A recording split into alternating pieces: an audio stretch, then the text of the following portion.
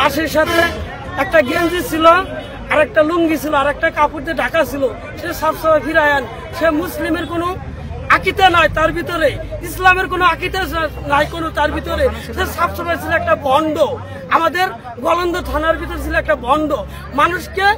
মানুষের সাথে প্রতিহিংসা করতো, মানুষকে দেখতে পারতো না, ইসলামকে ভালোবাসতো না, ইসলামকে সে শিরজাকে বেশি সিদ্ধান্ত হয়েছে। তারপরে আমরা সবাই নামছি ওই জায়গা লাস্ট। তারপরে লাশ ছিল কবরে থাকার পরে তারপরে আমরা কবর খুঁজছি, খুঁজার পরে ডাউট ছিল সাথে, আর লাশটা ছিল হলো বসা।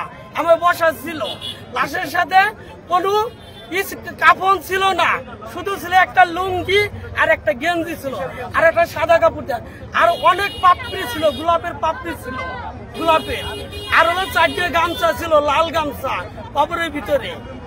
লাশ দক্ষিণ দিকে ছিল এবং উত্তর দিকে পা ছিল, মুখ ছিল পূর্ব দিকে, এবং তার কোনো কাফনের কাপড়, একটা কাপড় তার ছিল পায়ে থেকে মাথা পর্যন্ত, একটা কাপড় সাদা কাপড় ছিল, আর তার লুঙ্গি পরিহিত ছিল।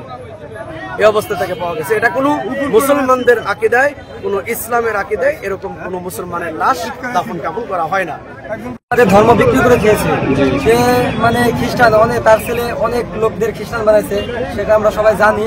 আর সে যে কাজটা করছে সেটা আজকে আমাদের গোলন্দবাসী দেখাই দিল, সেটা বাংলাদেশে সবাই দেখবে আজকে গোলন্দবাসী কি করেছে, তাদের ইমানের শক্তি কত, পাওয়ার কত। আজকে সেই ভণ্ডকে আমরা পুড়েছি আলহামদুলিল্লাহ, আর আমরা এই কাজটা করে অনেক সফল আলহামদুলিল্লাহ, হাজার হাজার শুকরিয়া যে আমরা এই কাজটা করতে পেরেছি। এই ভণ্ডকে আমরা সরিয়ে দিয়েছি গোলন্দের মাঠে থেকে, তাদের বাড়িঘর ভেঙে দিয়েছি। আল্লাহ তাআলা আমাদের কবুল করেছেন, আল্লাহ তাআলা সহায় না হলে আমরা করতে পারতাম না। যতটুকু দেখেছি আমরা নিজেরাই থেকে সেই লাশটাকে উত্তোলন করেছি। লাশটা কফিনের ভিতরে ঢোকানো হয়েছে, সম্পূর্ণই খ্রিস্টানদের মতো। হ্যাঁ, খ্রিস্টানদের থেকেও ব্যতিক্রম। খ্রিস্টানদের লাশও স্বাভাবিক থাকে কফিনের মধ্যে, আর এই নুরা ভণ্ডর লাশ ছিল অস্বাভাবিক, মানে উপর করা অবস্থায় ছিল।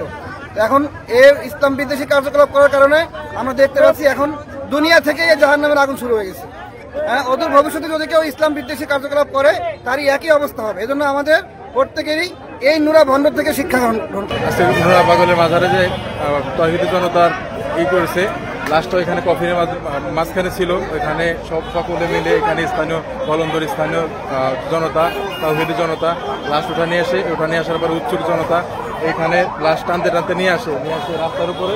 লাশ এখনো জ্বলছে, এখানে নিয়ে পুরাই দেয়।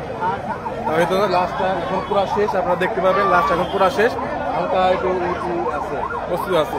আমরা এটাই বলতে চাই যে ভবিষ্যতে যদি কেউ এরকম ভণ্ড বা কেউ ইমাম মাহদী দাবি করে, তার পরিণতিও এরকমই হবে ইনশাল্লাহ। তাওহীদের জনতা কাউকে ছেড়ে দেবেন।